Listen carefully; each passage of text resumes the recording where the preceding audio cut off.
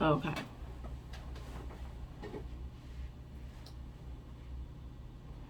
So, what's up, people?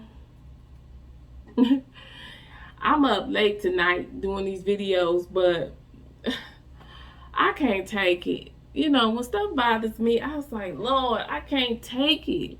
Why? This straight up black folks. Why, black people? Why? How is Georgia bringing back Jim Crow laws because you got to have an ID to vote?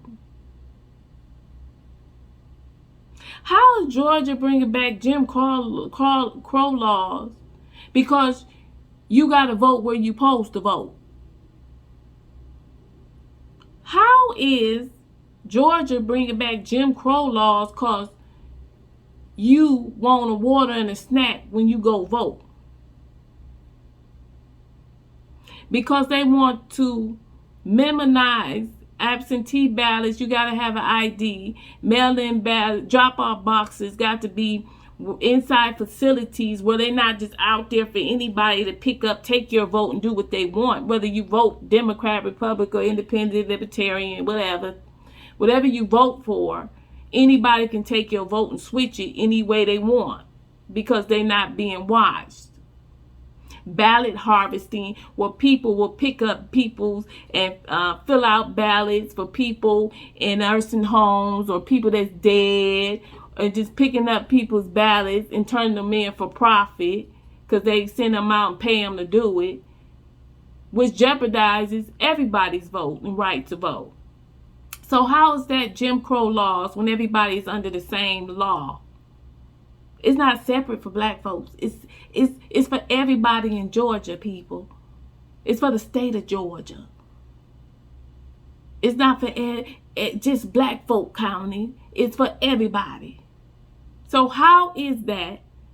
How is that Jim Crow and unfair to black people? How? How is it? Tell me. How?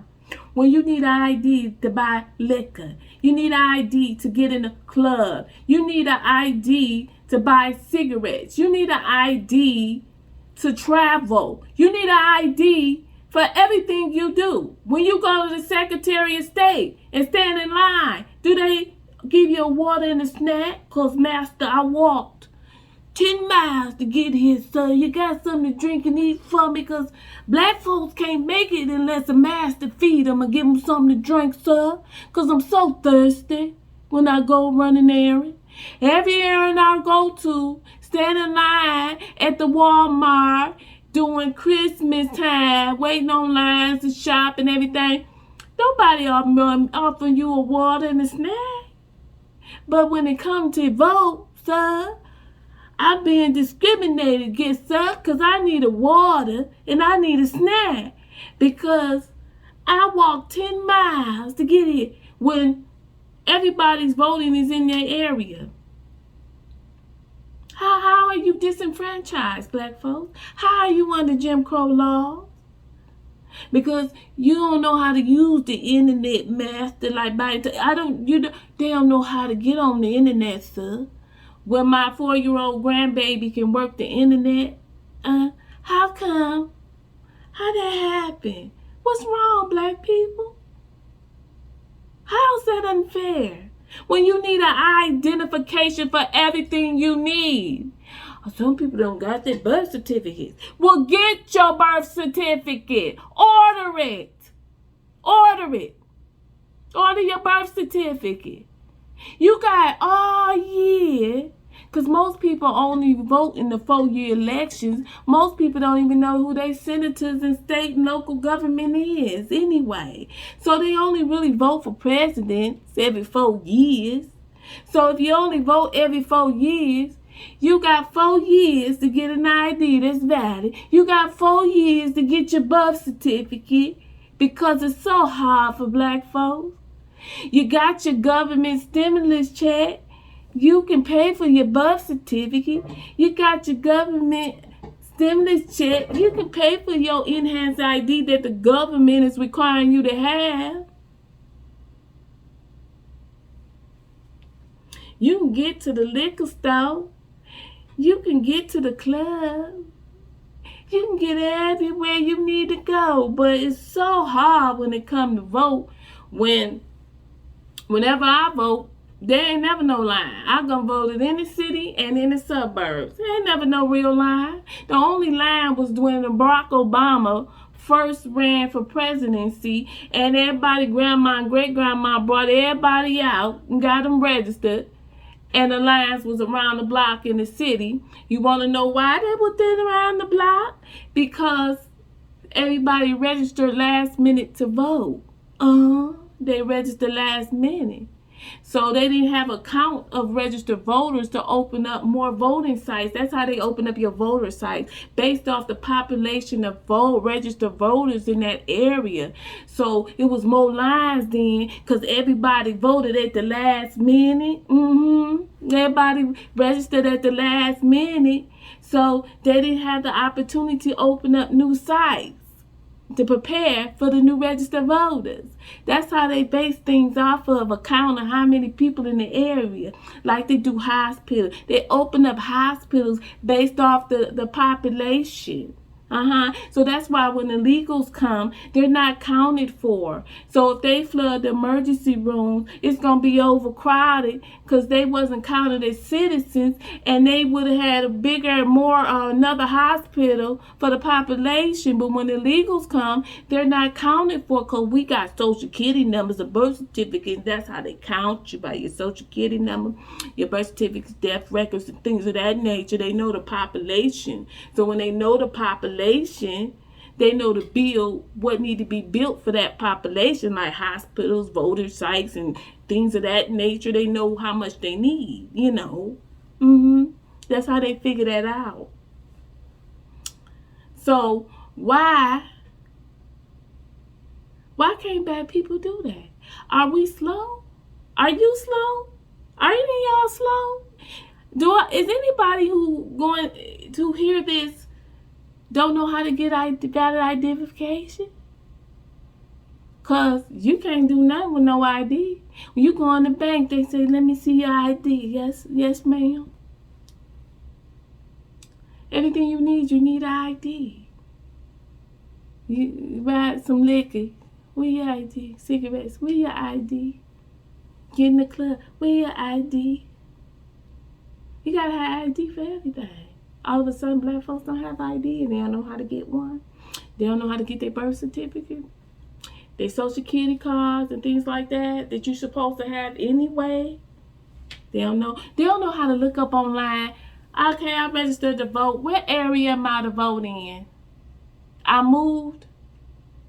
I gotta go register and let them know that I moved my address and I need to be put on this area so I can vote. It's not hard. It's just responsibility, which black folks don't like to take. A lot of them responsibility to vote.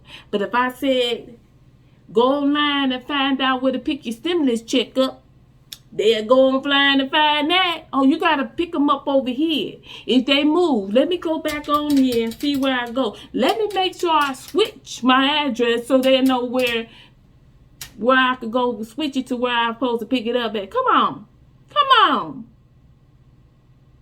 But it's disfranchising because when you vote, they're not supposed to solicit to you, to anybody. They can't come and solicit to you and tell you who to vote for. So they're not supposed to, the Democrats, Republicans, Liberals, they're not supposed to give out waters and food to you. They're not supposed to do that. They're not supposed to have no contact with the voter at the poll. None. They have to do their campaigning before voting day. They cannot go to where you vote and try to sway your vote by giving you anything. Now, the facility that you're voting at can give you water if they want. If you gotta drink water at back because you didn't drink and eat before you came, or you don't know how to bring your own water if you're that thirsty, black folks, because they say you don't know, you're not capable of bringing your own water and things and snack if you get hungry. Come on, people. Come on. My whole issue with blacks is you okay with that. You are okay with people thinking of you that way. You okay with people speaking down on you like that, thinking you dumb. You okay with being thought of as being stupid and slow. You okay with that. You okay with them getting on national television, fake news, Satan's controlling the airwaves. You okay with them getting on there saying black folks can't get water? The African American community is disenfranchised because they can't get water and a snack at the polling pole. They don't have IDs. They're not going to be able to get them. They're not going to be able to get their birth certificate because they don't know how. And that's this franchise. That's Jim Crow laws, they say. That's going to mistreat black people. They saying this on national TV where the whole world can see American blacks are dumb. I wonder if you ask people from another country that's here visiting what they think about American blacks, you'll probably pass out. They portray us as the most stupidest people in the world on these media outlets. We're dumb, we're slow, we're incapable, we act like animals, and we're okay with it. You go along with the idiocy that they call you stupid and slow. That because they Democrats, it's okay for them to call you dumb, slow, and stupid. And that you're incapable of functioning as an adult human being in the United States of America. And you're okay with it. You don't have no problem with them telling you this, talking about you like this.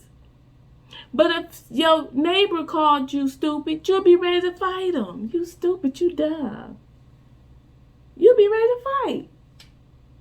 But the Democrats, government, hammers, the black nigger rats, is what I call them, the nigger rats. Them. And I heard that from somebody. I said, oh, that's great. The Negro rats. The Negro rats who use black people, the handlers that come around during election time, and because they have shades of color that match you, they down for you. And they tell you that you can't do this. You need help. You don't know how to go vote.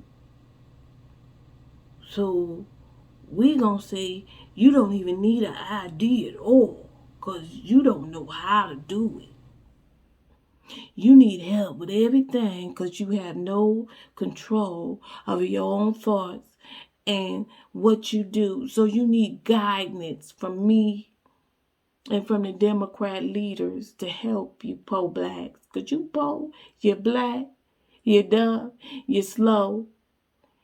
You can't do math. So math is racist because you don't know how to do it. So it's racist.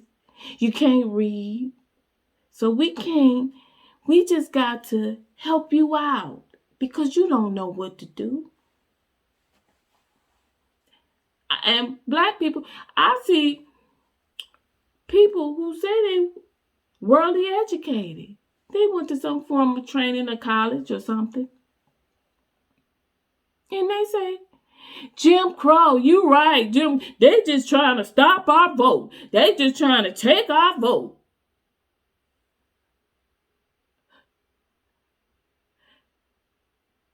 Now this would be the kicker. If they said you couldn't vote unless you had the vaccine, now that would be disenfranchising. Yeah, that would be disenfranchising. If they say you can't vote unless you got the vaccine. Oh, but they ain't about to tell you that, black folks. No. That would be disenfranchising. No, because a lot of you will be like, well, I won't be voting. They know that. So that would be disenfranchising your vote. But saying you need identification, you have to vote where you supposed to vote.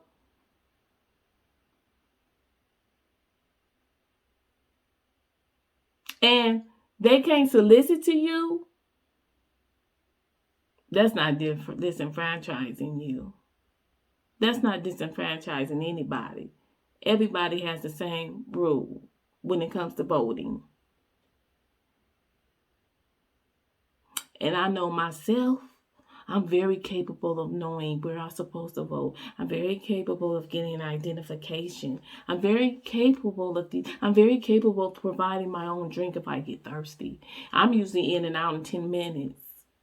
They offered me water at my voting location, and I said I didn't want none. Because I didn't. I didn't want no snack. I didn't want none. I wanted to go in there and do what I came to do and go. I was good. I had water and food at home. Or if I didn't on the way home, I could have picked something up. I was okay. I didn't need their water, and I didn't need no snack. Because starvation is black folks' problem when most Americans is overweight and obese. So we eat enough in this country. Especially since, Biden gave people all these food stamps, flooded them with them. They're going to have water 4 years from now that they bought today. Jesus. I can't take it, Glory. Help me, God. Help me. When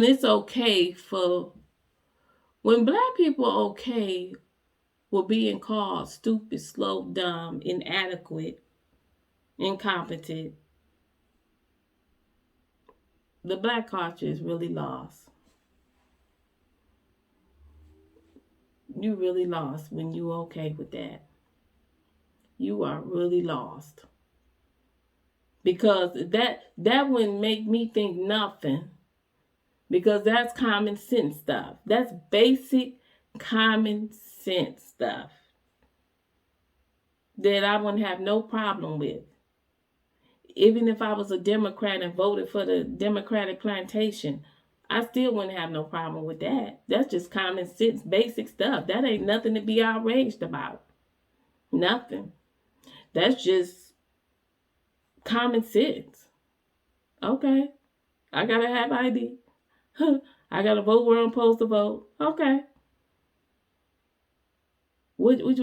You go to the water company and something like that, you gonna do, I need my water on. I need to transfer the water. I need the water on at my property. You gonna bring every document that the water company tell you to bring, or you won't have no water turned on. Because I know Detroit is very strict with their water. You better have proof of this, proof of that, to get water on in your name. I guarantee you that. You better have an ID, or you won't be getting no water. I'm sorry. You won't be getting none. And the landlord has to have their stuff together first. Then you come with yours to get the water on in the city of Detroit. So I know good and well you could go vote, because they stricter than the voting. You're like, what? I got to go through all this to get the water to... Yes, you do.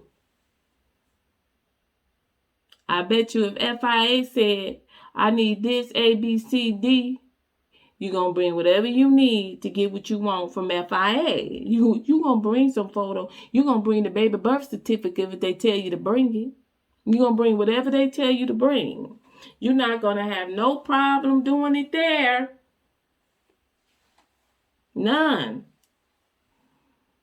And I remember back in the day standing in the line at the welfare office or sitting out there till they call your number. The whole dang the room was packed. I remember them days back in the day, honey. Remember them.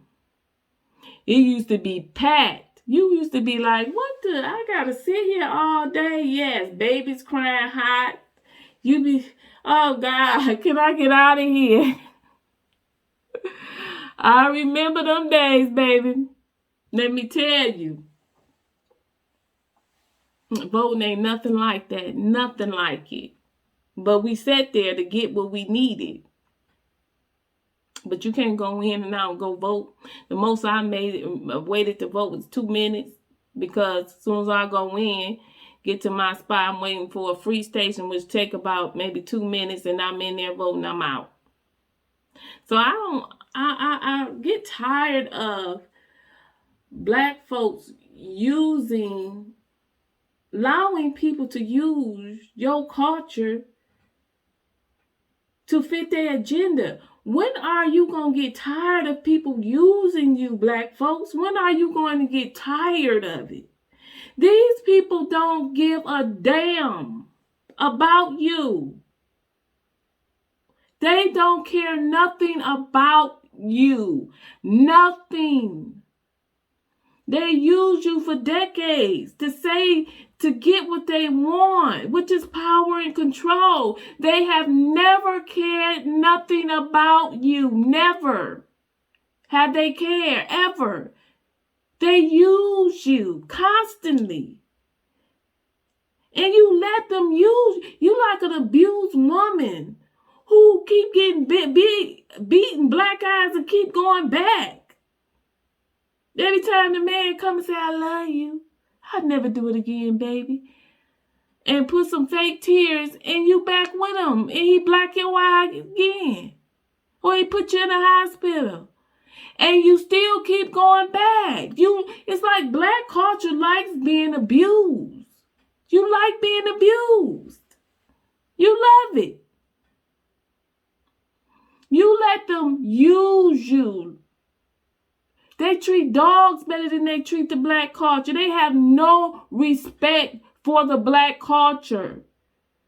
Period. They have no respect whatsoever for you. None. They have no respect ever for you, do they have? None. They don't care about you. They lie to fit their agenda. You let them call you dumb, stupid, incompetent. They do it on a worldwide stage. And you just be like, yeah, that's right. I'm dumb. I'm incompetent. It's unfair. I can't do it. They have brainwashed you to believe that you can't do these simple common sense things. These kids know how to do all these scams, know how to do everything. You don't think they know how to get ID to vote? They know how to manipulate the systems and everything, but they don't know how to vote. They don't know how to get an ID. Come on, people. Come on.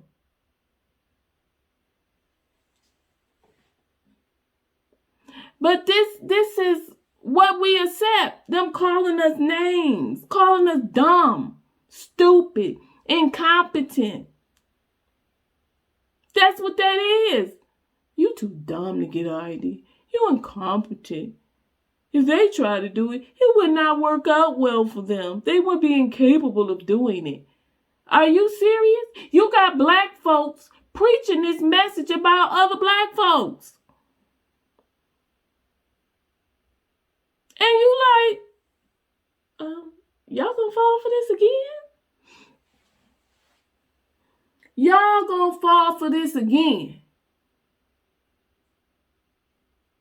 They're trying to take our vote from us. How? All you gotta do is come with your ID and vote where you're supposed to vote.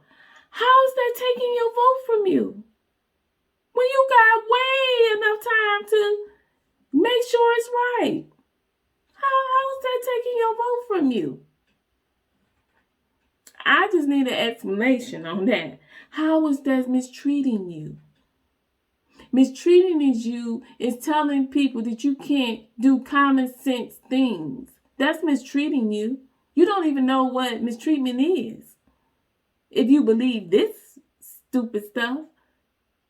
Ain't no way in heck I'm going to allow somebody to call me stupid and tell me I'm incompetent and I can't do simple tasks that if you sent a 12-year-old, a 10-year-old, an 8-year-old to do, they could do it. If you say, go get your ID, here, take this, go there and do, and they'll be like, okay, give them the money and then go pay for it. Take their photo and they'll be out. Like, I did it, here's my paper.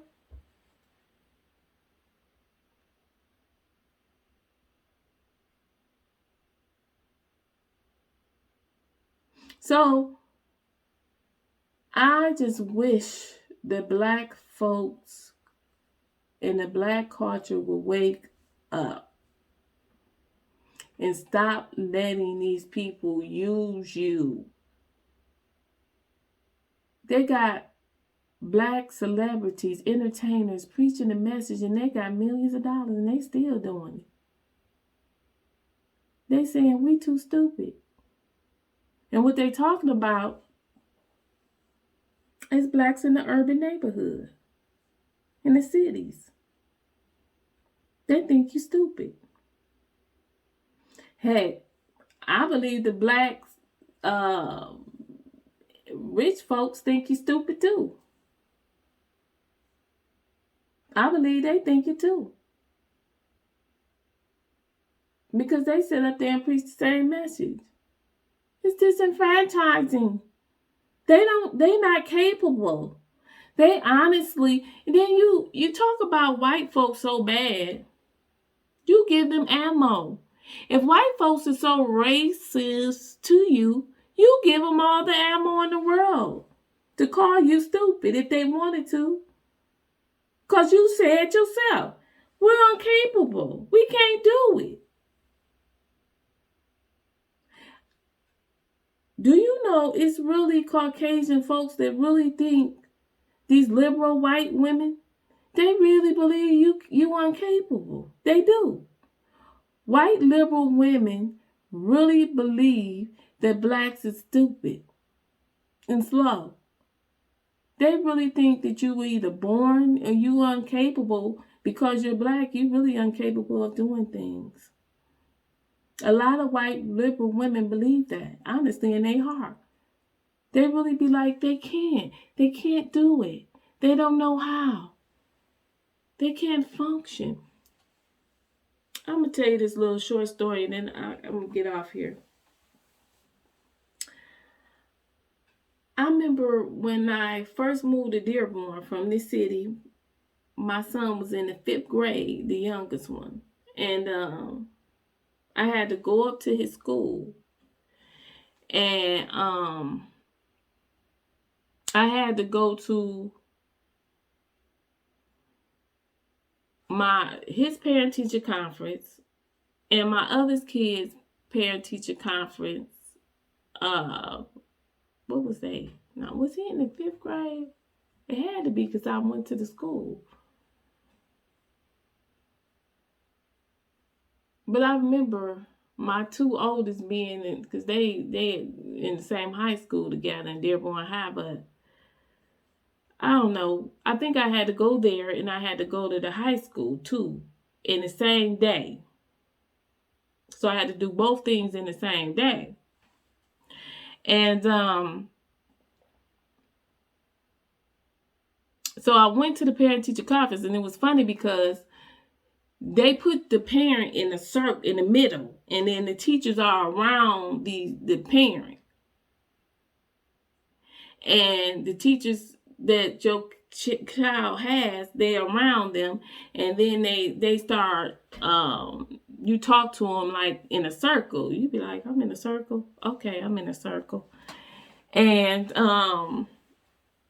the school is white and Arabic because, you know, that's what the school was. And probably was a few more black folks, but it wasn't a lot.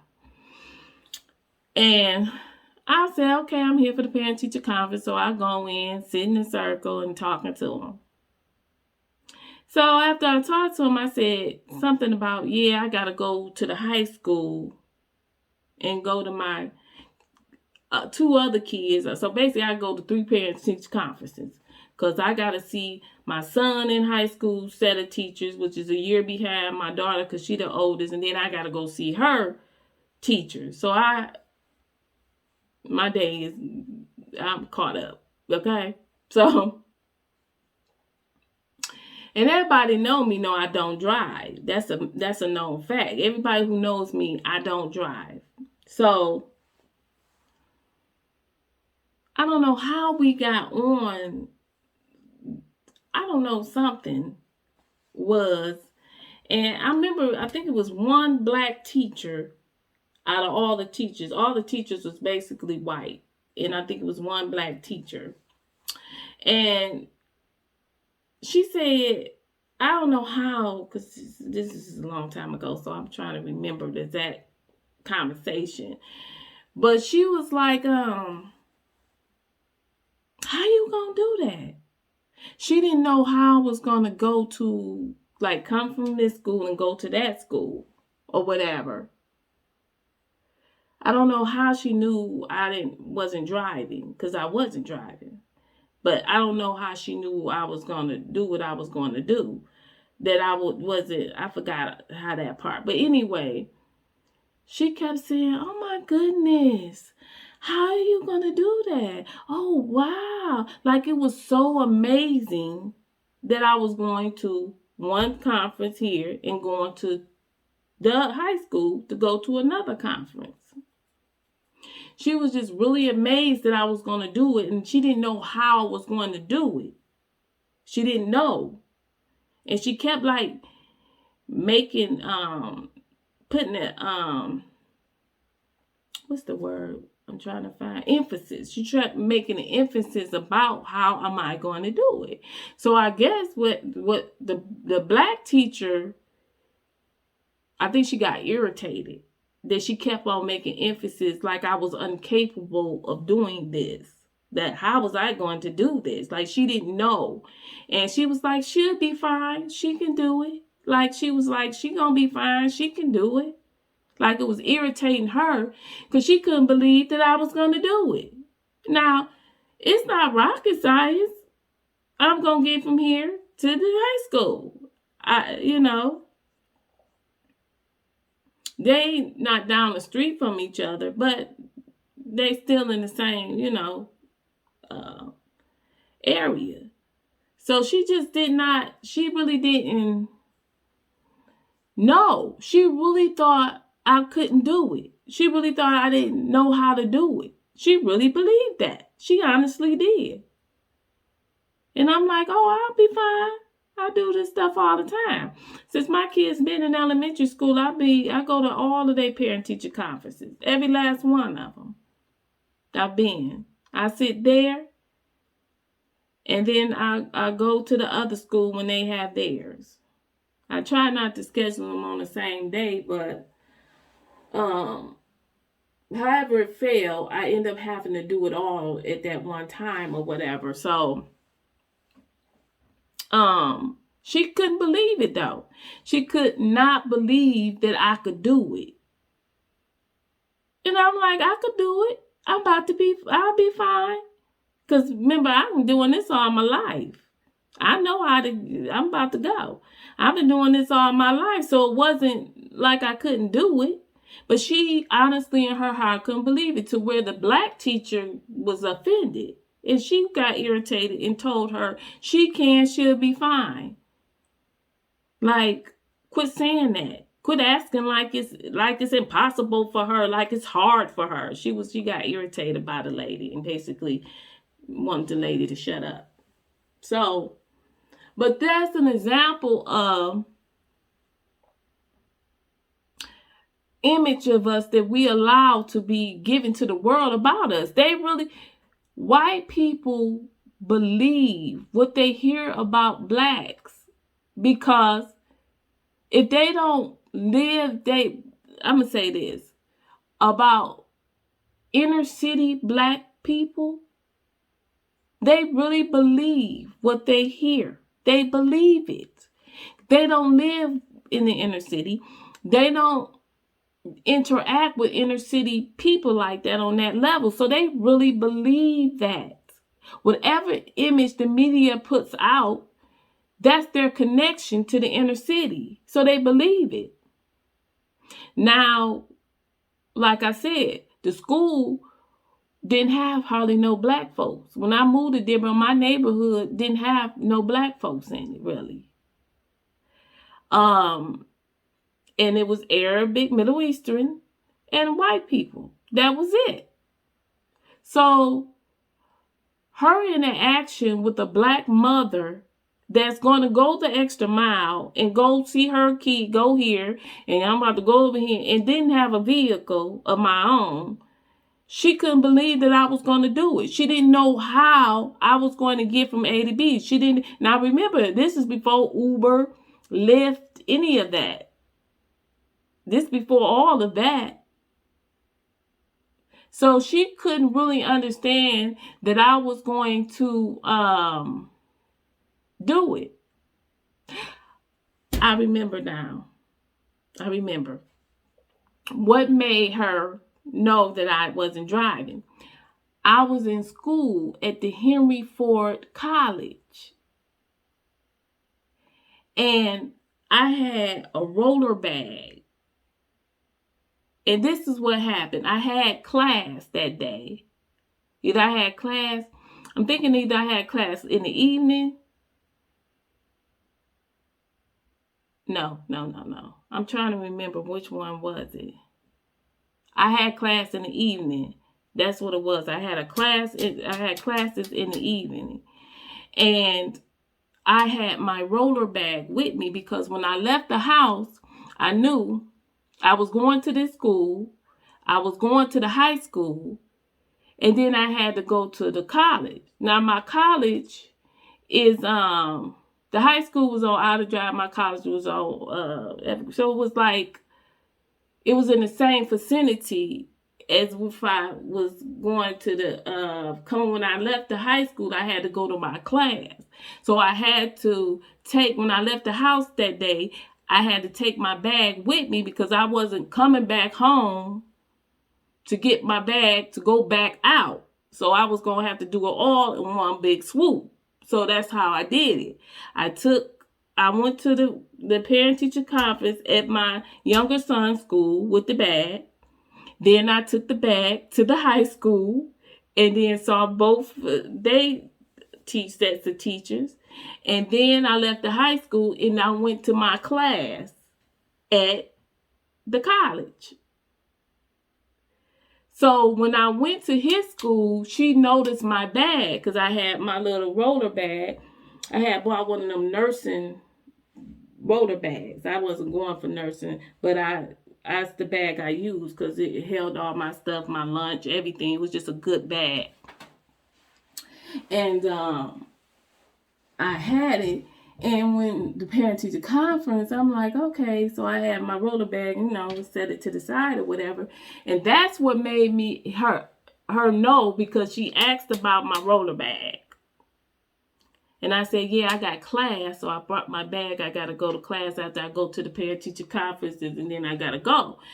So that's what made her say she was so amazed that I was doing it. She couldn't believe that I was going to do this and now how I was going to do it. And that's when the black lady was like, she can and she is. And that's why she got irritated, because and I don't know this woman's character. I don't know nothing about this white lady. I knew nothing about her other than she was a teacher at my child's school. And honestly, in my heart, I don't think she meant no harm. She didn't. You kind of know, like how when white people ask to touch black women's hair, they really be fascinated with your braids or your hairstyle or weave or whatever you doing. And they want to touch you and you be like, don't touch my hair. Or they be like, is it real? And you be like, like that. So they be curious. Like she really didn't understand that. And probably because from her world, where she came from, she never had to do what I did. She didn't ever have to do all of what I did and how I did it. That wasn't her experience. And that doesn't make her a bad person. It just wasn't her experience.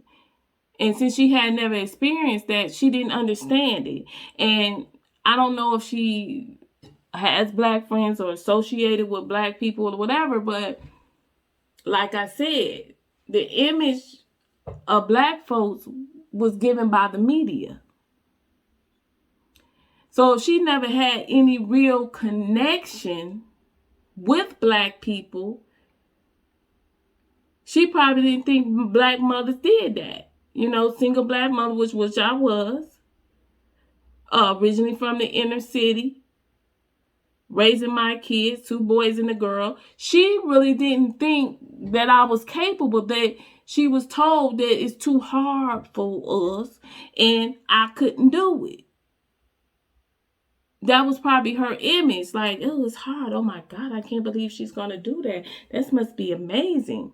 And we all know that black mothers have done this forever. I wasn't no extraordinary measure. Black women have done this forever. Single mothers have done that forever with their kids.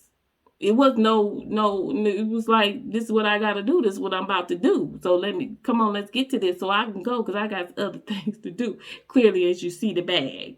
You understand what I'm saying? So this is something that she never experienced and she knew that I could do.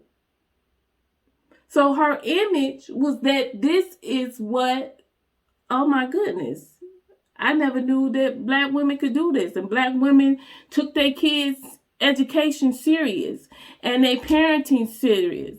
And doing this and that when we know mothers go to school, work, take care of their kids. We've been doing this for decades. It's about nothing new to us. But she didn't understand that.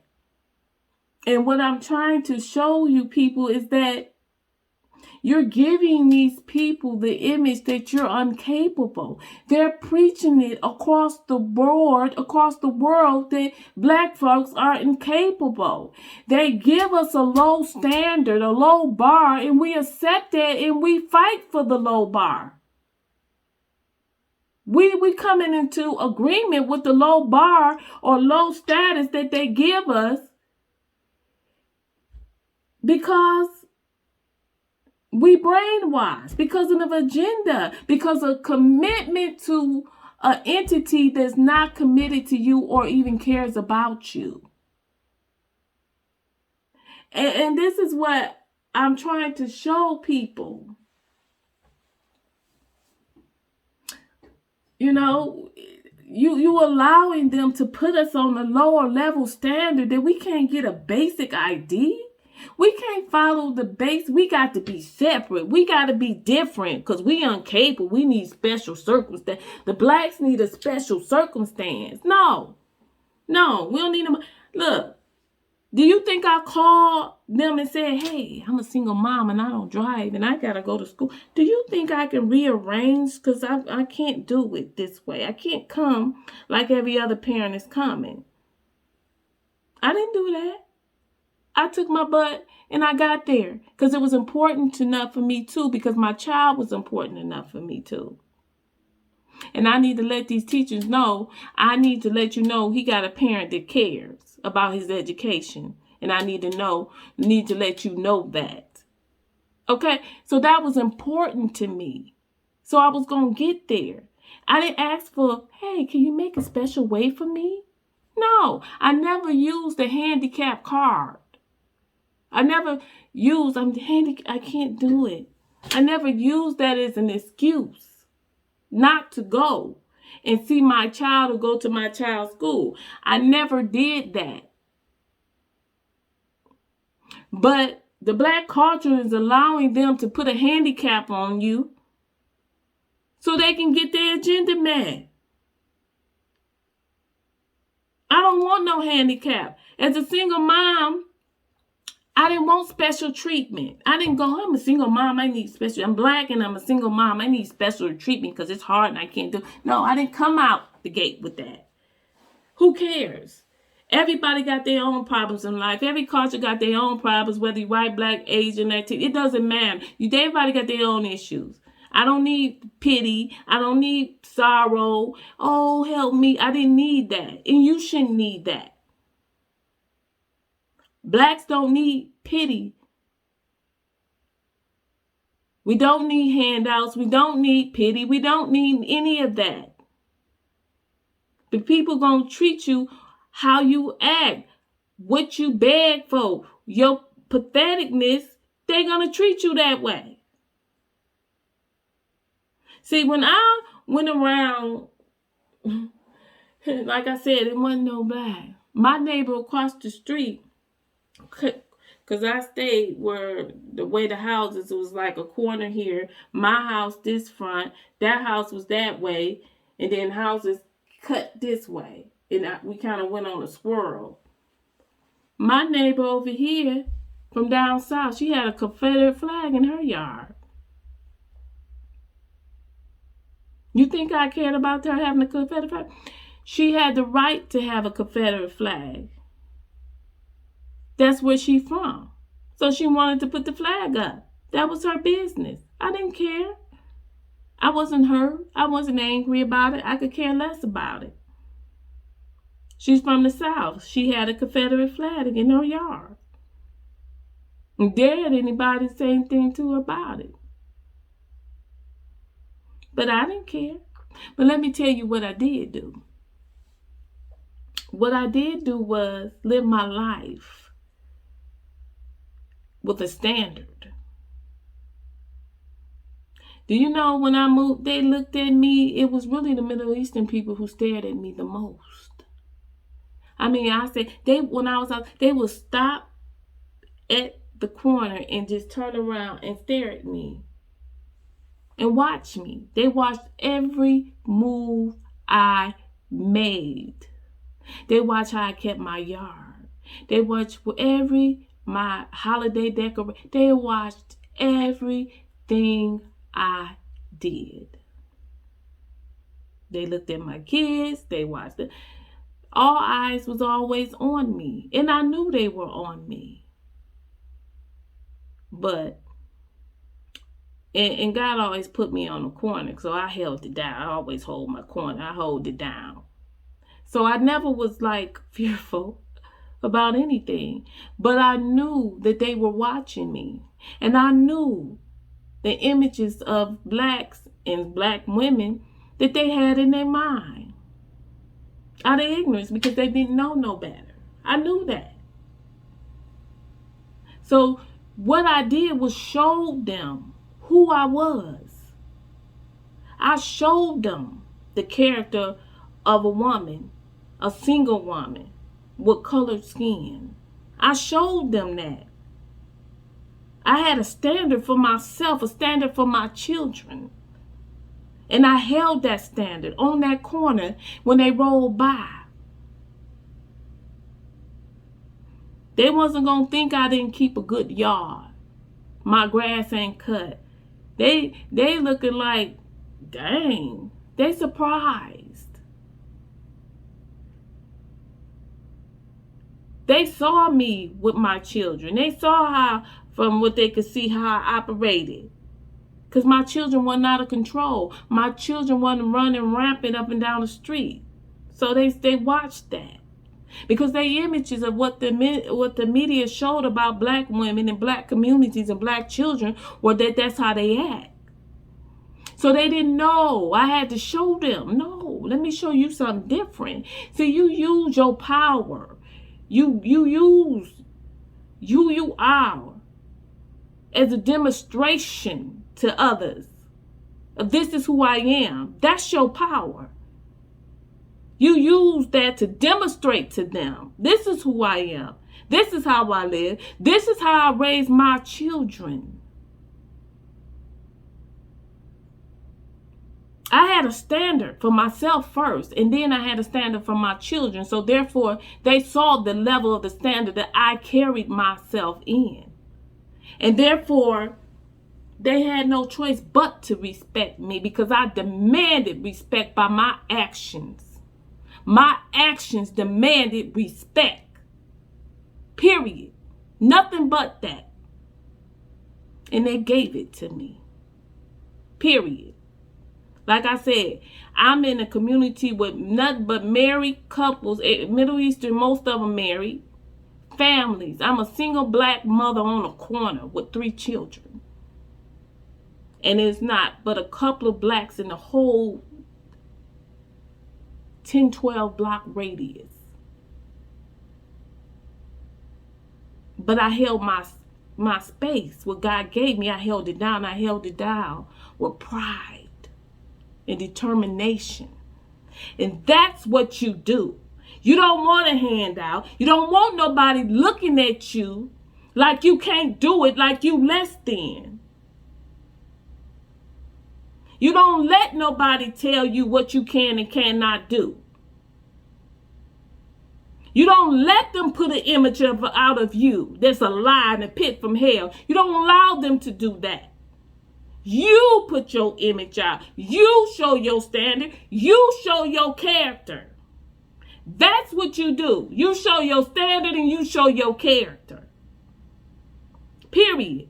They respected me and they respected my children. Them black sons you talk about, though, I have 2 of them. And they respected them. Nobody bothered my sons. Nobody came to them and did anything to my children. Nobody. And that's the standard. That's what you want to show. You don't want them to treat you less than and tell you that, and you raise your children to believe that. You don't let people put limitations on you as a people and as a culture. You don't let people like Roland Martin tell you you need the government. You don't need the government. You need God. And after that, you got the rest. Because God will send enablers and helpers and teachers and give you things to help you along the way. You don't need no handouts from nobody. And that's what you do. That is how you get respect in this nation and in this world. And that's what our ancestors did. Our ancestors bought themselves out of slavery. Many of them negotiated themselves out of slavery and bought themselves out, bought their family members, and opened businesses. You want to talk about, oh, they take the boot? Well, what about making the boot, putting it on, and then pulling it up? Because that's what they did. And that should be our inspiration. They wouldn't want no handouts. And they walked miles to vote. They walked miles. They took strikes and worked and was maids and everything you want them to be. They were it. They had struggle. They had the real pain. Let's stop piggybacking off of somebody else's pain and suffering, because that ain't our right to do. And they didn't do it for us to sit up here and piggyback and complain and be weak and be slow and accept a low standard of life for ourselves and our families and our communities. That is not what they did that for. And I don't care how many celebrities, how many black handlers get on here and talk this nonsense, because you supposed to know better and we supposed to be doing better.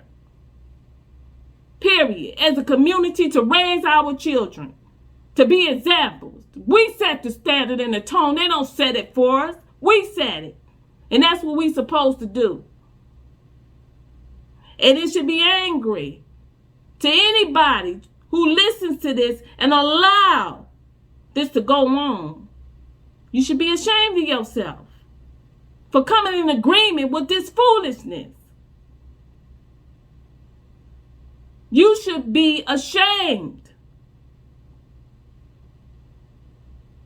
Because we better than that. I know the hell I'm better than that. And I taught my children to be better than that. And I taught my students, every boy, girl that came across my path, I told them the same thing.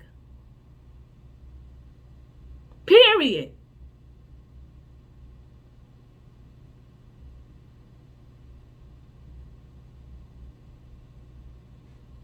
This is what we have to do.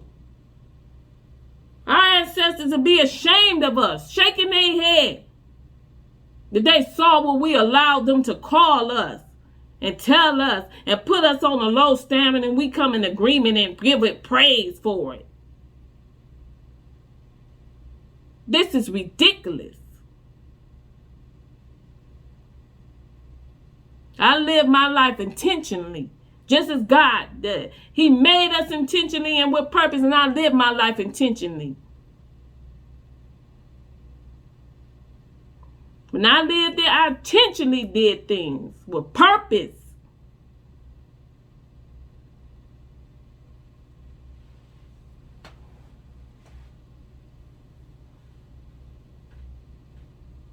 And that's what we have to do. Period. That's what we have to do. No ifs, ands, or buts about it. That is what we have to do. We going out the world backwards. We're going back. And not because of the white man, we taking our own selves back.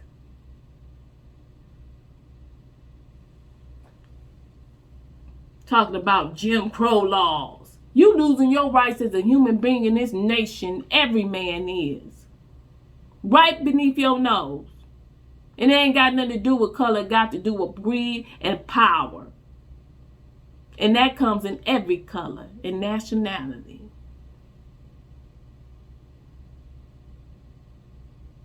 So wake up, people. Get it together. Stop accepting a low standard, low bar for yourself, your community, and your culture. Now I gotta get off in here, and I think I'm gonna get me a snack and some water, because I've been making a few videos tonight. I had a lot to say. The Lord had me to say a lot of things. So you be blessed. Have a good night.